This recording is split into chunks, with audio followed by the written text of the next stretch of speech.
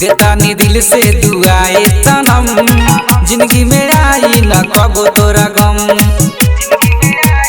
ए जान देतानी दिल से दुआए सनम, जिंदगी में कबो नहीं आई तोरा गम। तोहरा खातिर दूगा हम करीले भगवान से, अरे हरदम खुश रखिहा हमारा दिलवा के धड़कन के। आज हाँ जन्मदिन हमारा जान के।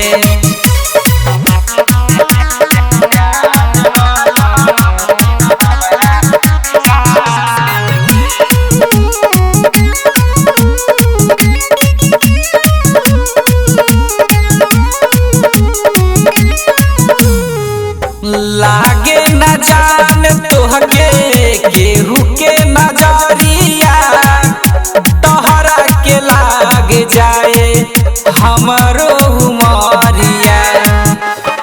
अरे हाँ लागे न जान तोहके केहू के नजरिया, तोहरा के लाग जाए हमरो उमरिया।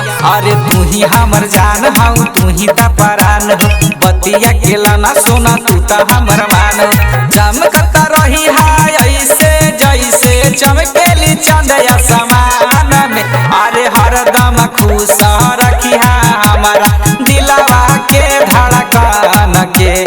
आज हा जन्मदिन हमारा जान के।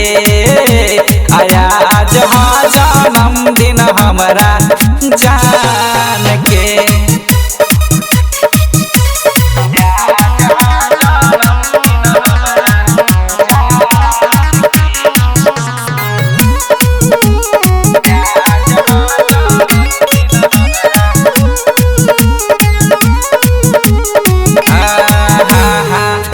केक कटाई दुआ दीही जमाना, कुंदन पासवान के आज बाज खूबे गाना।